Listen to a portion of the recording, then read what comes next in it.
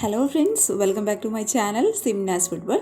അപ്പോൾ എല്ലാവർക്കും നമ്മുടെ മറ്റൊരു വീഡിയോയിലോട്ട് സ്വാഗതം. അപ്പോൾ ഇന്നത്തെ നമ്മുടെ റെസിപ്പി എന്ന് പറയുന്നത് നമ്മൾ കടയിൽ നിന്ന് വാങ്ങിക്കുന്ന അതേ ഒരു ടേസ്റ്റുള്ള, എന്നാൽ അതിനേക്കാൾ ടേസ്റ്റുള്ള ഒരു അടിപൊളി ഐസ്ക്രീമാണ് കേട്ടോ.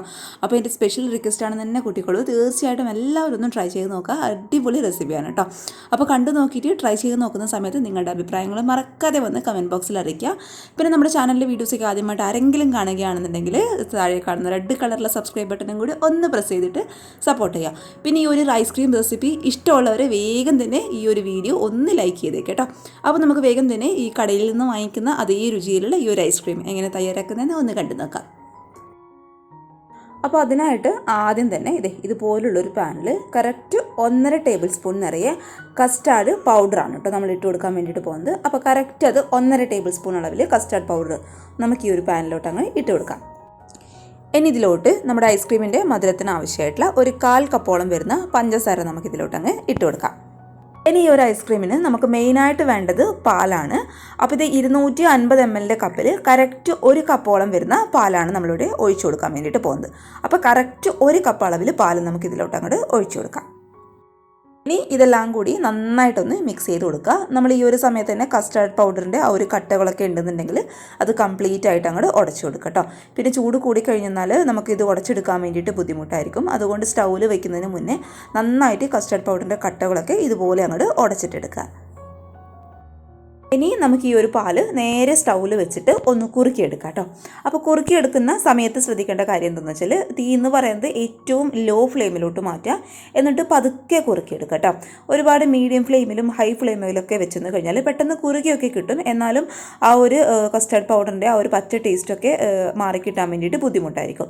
അതുകൊണ്ടാണ് ഏറ്റവും ലോ ഫ്ലെയിമിലിട്ട് പാല് കുറുക്കിയെടുക്കാൻ വേണ്ടിയിട്ട് പ്രത്യേകം പറയുന്നത് കേട്ടോ. അപ്പോൾ ഇത് നന്നായിട്ട് ആദ്യം നമുക്കൊന്ന് കുറുക്കിയിട്ടെടുക്കാം. അപ്പോൾ ഈ ഒരു പാല് അത്യാവശ്യം നന്നായിട്ട് കുറുകിയതേ കറക്റ്റ് ഈ ഒരു പരുവത്തണം കേട്ടോ.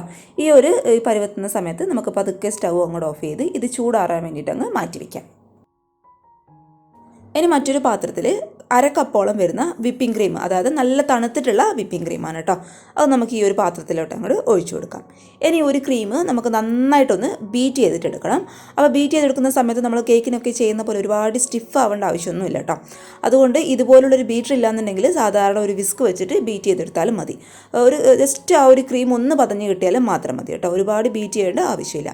ഇനി നിങ്ങൾക്ക് വിപ്പിംഗ് ക്രീം എടുക്കാനായിട്ട് ബുദ്ധിമുട്ടാണെന്നുണ്ടെങ്കിൽ വിപ്പിംഗ് ക്രീമിന് പകരമായിട്ട് നിങ്ങൾക്ക് വേണമെന്നുണ്ടെങ്കിൽ ഫ്രഷ് ക്രീം ഉപയോഗിക്കാം. രണ്ടാണെങ്കിലും ഈ കറക്റ്റ് ഈ ഒരു പരുവത്തിലൊന്ന് ബീറ്റ് ചെയ്തിട്ടെടുക്കുക.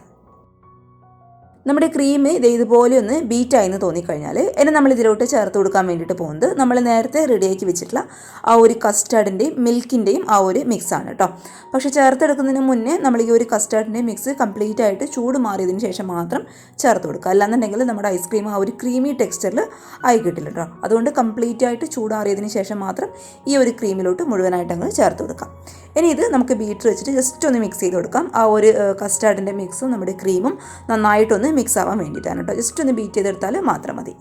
ഇതുപോലൊന്ന് മിക്സ് ചെയ്തെടുക്കുന്നതിന് മുന്നേ ഈ ഒരു ഐസ്ക്രീമിൻ്റെ മിക്സിൽ ഞാൻ കുറച്ച് വാനില എസൻസ് ചേർത്ത് കൊടുത്തിട്ടുണ്ടായിരുന്നു കേട്ടോ. അത് ഓപ്ഷനിലാണ്, കയ്യിലുണ്ടെന്നുണ്ടെങ്കിൽ ചേർത്ത് കൊടുത്താൽ മതി. കാരണം നമ്മുടെ കസ്റ്റാർഡ് പൗഡറിന് തന്നെ നല്ലൊരു ഫ്ലേവർ ആയിരിക്കും. അപ്പോൾ കയ്യിലുണ്ടെന്നുണ്ടെങ്കിൽ ചേർത്ത് കൊടുക്കുക, അല്ലാന്നുണ്ടെങ്കിൽ ആ ഒരു സ്റ്റെപ്പ് അങ്ങോട്ട് സ്കിപ്പ് ചെയ്യുക കേട്ടോ. എന്നിട്ട് നന്നായിട്ട് ഇതുപോലൊന്ന് മിക്സ് ചെയ്ത് കൊടുത്തു കഴിഞ്ഞാൽ ഇനി നമുക്കിതൊരു ഐസ്ക്രീമിൽ സെറ്റ് ചെയ്യാൻ വേണ്ടി പോകുന്ന ആ ഒരു പാത്രത്തിലോട്ട് അങ്ങ് മാറ്റി കൊടുക്കാം. അപ്പോൾ ഇതുപോലുള്ളൊരു ട്രേയിലാണ് നമ്മൾ ഐസ്ക്രീം സെറ്റ് ചെയ്തെടുക്കാൻ വേണ്ടിയിട്ട് പോകുന്നത്. അപ്പോൾ ഈ ഒരു ട്രേയിലോട്ട് നമ്മുടെ ആ ഒരു മിക്സ് കംപ്ലീറ്റ് ആയിട്ട് നമുക്ക് മാറ്റി കൊടുക്കാം. ഇനി ഇത് നന്നായിട്ട് ഇതുപോലൊന്ന് കവർ ചെയ്ത് ഫ്രീസറിൽ വെച്ചിട്ട് 2 മണിക്കൂർ നമുക്ക് നന്നായിട്ടൊന്ന് തണുപ്പിച്ചിട്ടെടുക്കാം. അപ്പോൾ ഇത് 2 മണിക്കൂർ ഞാൻ ഫ്രീസറിൽ വെച്ചിട്ട് നന്നായിട്ടൊന്ന് തണുപ്പിച്ചെടുത്തിട്ടുണ്ട് കേട്ടോ. ഇതിപ്പോൾ തന്നെ കണ്ടോ നല്ലൊരു ക്രീമി ആയിട്ട് വന്നിട്ടുണ്ട് കേട്ടോ. കറക്റ്റ് 2 മണിക്കൂറാണ് ഞാനിത് ഫ്രീസറിൽ വെച്ചത്. ഇപ്പോൾ തന്നെ നിങ്ങൾക്ക് കാണുമ്പോൾ തന്നെ മനസ്സിലാവുന്നുണ്ടാവും അത്യാവശ്യം നല്ല ക്രീമി ആയിട്ടുണ്ട്. പക്ഷേ ഇത് 8 മണിക്കൂർ വെച്ചെങ്കിൽ മാത്രമേ നല്ല ഐസ്ക്രീമിൻ്റെ ആ ഒരു ടെക്സ്ചറായിട്ട് കിട്ടൂ. ഇനി നമുക്കിത് ജസ്റ്റ് ഒന്ന് ബീറ്റ് ചെയ്തെടുക്കണം. അതെന്തിനാണ് അങ്ങനെ ചെയ്യുന്നതെന്ന് വെച്ചാൽ നമ്മൾ 8 മണിക്കൂർ ഫ്രിഡ്ജിൽ വെക്കുമ്പോഴേക്കും ആ ഒരു സമയമാകുമ്പോഴേക്കും ഇതുപോലെ ഒന്ന് ബീറ്റ് ചെയ്തെന്ന് കഴിഞ്ഞാൽ നമ്മുടെ ഐസ്ക്രീം ഒന്നും കൂടി ഒന്ന് ക്രീമി കിട്ടാൻ വേണ്ടിയിട്ടാണ് നമ്മൾ ഇതുപോലെ അങ്ങോട്ട് ചെയ്ത് കൊടുക്കുന്നത്. അപ്പോൾ ഈ ഒരു പാത്രത്തിൽ വെച്ചിട്ട് തന്നെ ഞാൻ നന്നായിട്ട് ഇതുപോലെ ഒന്ന് ബീറ്റ് ചെയ്തെടുക്കാൻ കേട്ടോ. ഇനി ബീറ്റർ ഇല്ലാന്നുണ്ടെങ്കിൽ ഞാൻ നേരത്തെ പറഞ്ഞ പോലെ വിസ്ക് വെച്ചിട്ട് നന്നായിട്ടൊന്ന് ഇളക്കി കൊടുത്താൽ മതി. ഇനി അതും അല്ലാന്നുണ്ടെങ്കിൽ മിക്സിയുടെ ജാറിലോട്ട് ഈ ഒരു മിക്സ് കംപ്ലീറ്റ് ആയിട്ട് മാറി ജസ്റ്റ് 2-3 തവണ ഒന്ന് വിപ്പ് ചെയ്തിട്ട് എടുക്കുക ചെയ്യാം കേട്ടോ.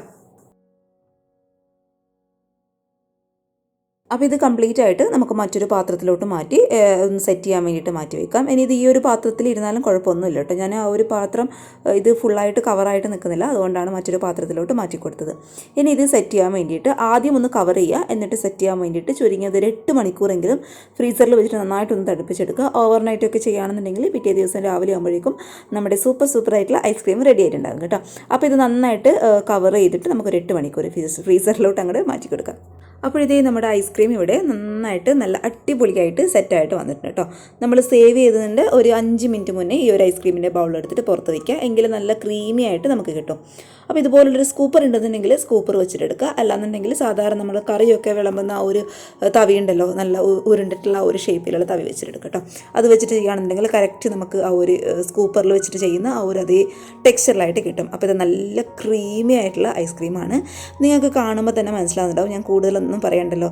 നമ്മൾ കടയിൽ നിന്ന് വാങ്ങിക്കുന്ന അതേ ഒരു സെയിം ടെക്സ്ചറും അടിപൊളിയായിട്ടുള്ള ടേസ്റ്റൊക്കെ ഉണ്ട്. അപ്പോൾ തീർച്ചയായിട്ടും ട്രൈ ചെയ്ത് നോക്കുക, മസ്റ്റായിട്ട് ട്രൈ ചെയ്ത് നോക്കണം കേട്ടോ. നല്ലൊരു ടെക്സ്ചറിലുള്ള ഐസ്ക്രീമാണ്, പെട്ടെന്ന് അങ്ങോട്ടൊന്നും മെൽറ്റാവില്ല, അത്ര ടേസ്റ്റാണ്. കഴിക്കാൻ വേണ്ടിയിട്ടും കുഞ്ഞുങ്ങൾക്കൊക്കെ തീർച്ചയായിട്ടും ഇഷ്ടപ്പെടുന്ന നല്ലൊരു റെസിപ്പിയാണ് കേട്ടോ. അപ്പോൾ ഇഷ്ടപ്പെടുകയാണെന്നുണ്ടെങ്കിൽ ലൈക്ക് ചെയ്യേണ്ട കാര്യം, അതേപോലെ ഷെയർ ചെയ്യേണ്ട കാര്യം, സബ്സ്ക്രൈബ് ചെയ്യാത്തവരാരെങ്കിലും ഉണ്ടെന്നുണ്ടെങ്കിൽ സബ്സ്ക്രൈബ് ചെയ്യേണ്ട കാര്യം മറന്നു പോകരുത്. അപ്പോൾ നാളെ ഇതിനേക്കാൾ നല്ലൊരു വീഡിയോ ആയിട്ട് കാണും വരെ എല്ലാവർക്കും താങ്ക് യു ഫോർ വാച്ചിങ് സിംനാസ് വിഡ് വെൽ. ബൈ.